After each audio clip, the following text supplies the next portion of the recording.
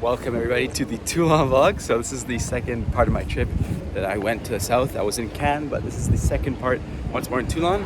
I'm at the city I just arrived and I'm gonna start heading towards some of the different attractions, so stay tuned. Alright guys, so check this out. As you might expect already, the first stop of the city is the library, and look at how amazing it is. So here's the top story, and then the stairs wind down all the way there. That's the entrance with the main level.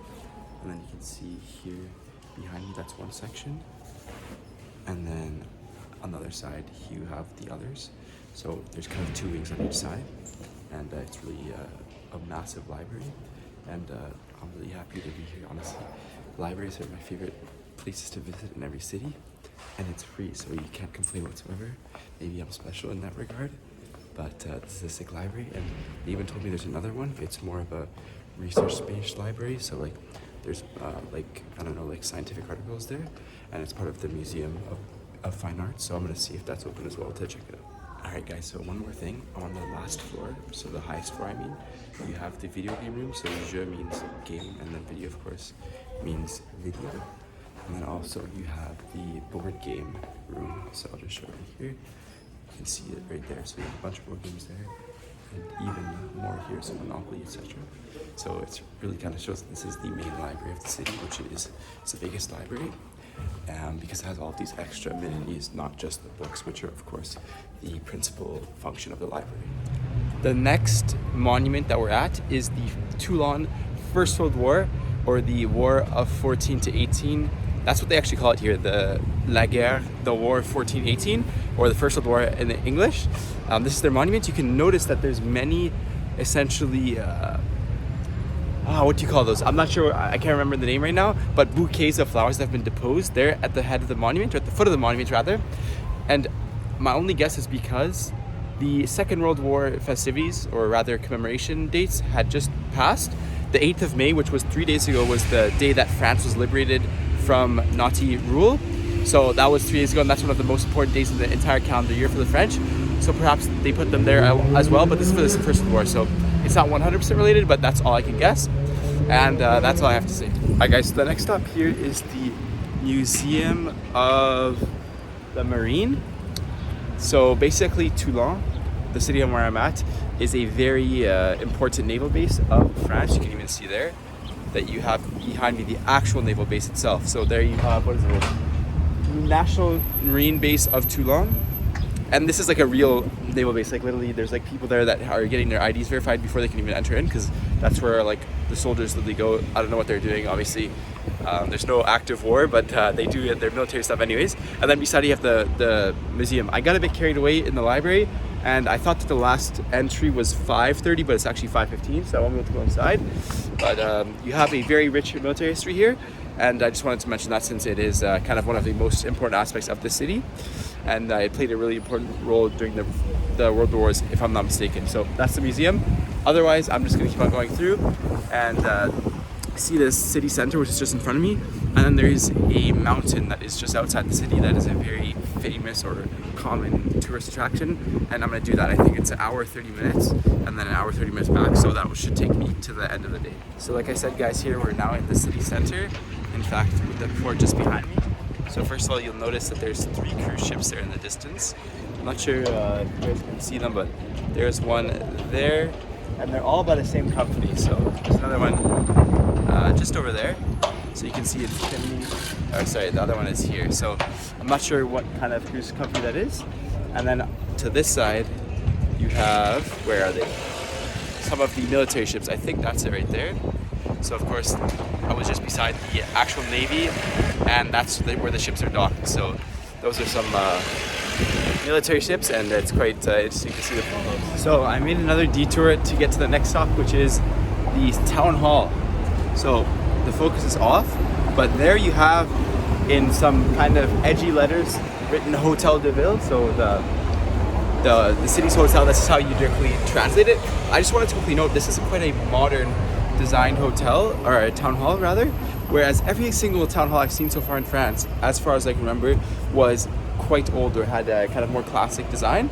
But this one you can see is very new and built with a modern touch, so I just wanted to highlight that.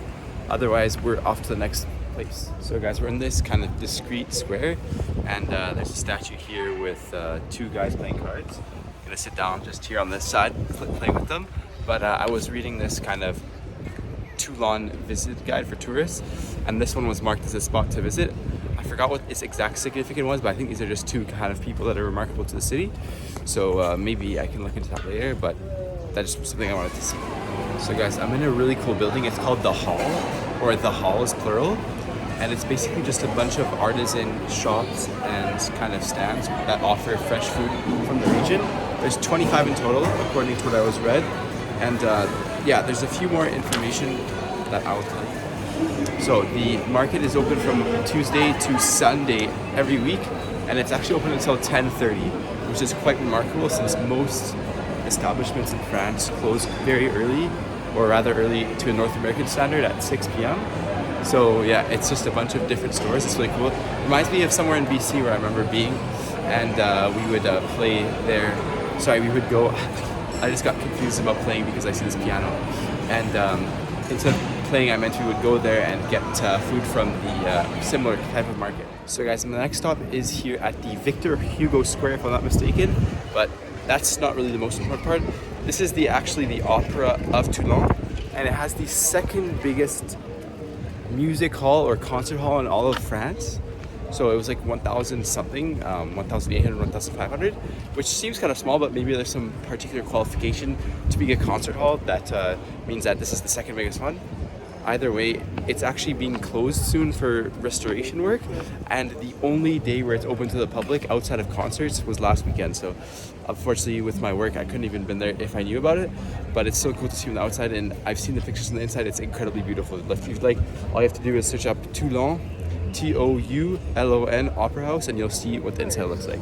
It's very extravagant. So guys, we saw much earlier on the World War I Memorial, and here I'm at Liberty Square, which seems to be, from what I've seen, as at least the biggest square in the city.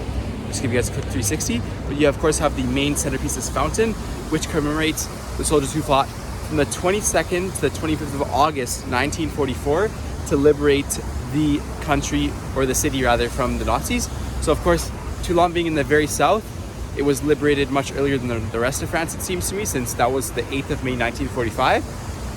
Since you're right at the coast here, I guess it was one of the first to be liberated. But yeah, that's a really interesting fountain with the ship, of course, because that's once more the Navy aspect of the city. And there you go. So guys, I'm officially at the trailhead for the mountain that I'm climbing. I'm not even sure if I told you guys that I'm gonna go all the way up there, but you see there it says Mont Ferrand, 500 meter elevation, or ascent rather, and I can't wait. So I've calculated already the timing that I need to do in order to get back to my train on time, so I should be good in that regard.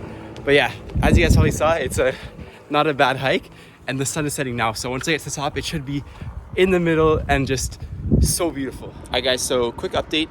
I went like probably up to there, and then I came back because it turns out the route that Google Maps recommended was way too sketchy.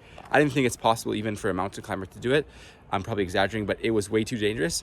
But once more, that's the Mount Ferrand that I was going to go up to, but I won't. You actually have to follow the road if you want to get up there walking, but the road literally goes like this, like in very large horizontal slices. So the actual distance is like literally 3.5 hours of walking. So I'm gonna now head back. I've probably already showed you guys the view from here, but I'll show you guys once more since this is an incredible view. And I'm probably gonna catch the sunset, or I'm gonna try to, from the other side. So yeah, I'm gonna head down. I have actually an hour and 20 minutes until my train comes. So I should be able to just take it easy and get there on time. So guys, as I'm making my way down, you have the Toulon Telephonic. So basically it's the cable car that the normal people are supposed to take to get up to the top, not me. But anyways, I'm kind of exaggerating because this was actually closed today due to high winds. That's what I was told by the tourist office. And furthermore, it was only open until 6 p.m. So I won't even be able to take it either way, even with the wind and with the fact that it's closed. But it's still interesting to see that you have the cable car there. So that brings you all the way to the top. You can also take a bus straight to here. So you don't even have to walk a single step from this middle of the downtown. You can just take the bus straight here and then take the cable car up to the top. Once more, it's 500 meters above sea level. And this actual city itself is 0 meters above sea level, or it's probably only a few meters. It's literally at the sea, of course. So it's quite a difference in elevation. And yeah, so I won't be taking that. It's actually quite a good deal. It's only €7 to get from the city with the bus plus the cable car to the top and back. So if you're ever in Toulon, definitely would recommend. All right guys, so once more I'm making my way back to the train station, and check this out. Rue Jeanne d'Arc. I swear, I think in every single city, I'm exaggerating, but it's always there. There's always a Jeanne d'Arc street, so shout out to Jeanne d'Arc, even though she had nothing to do with the south of France as far as I know. But that's kind of just funny that I saw that. Also, another thing that I see every single time is Rue Strasbourg. So Strasbourg, that's the city that I went to that is famous for its Christmas market.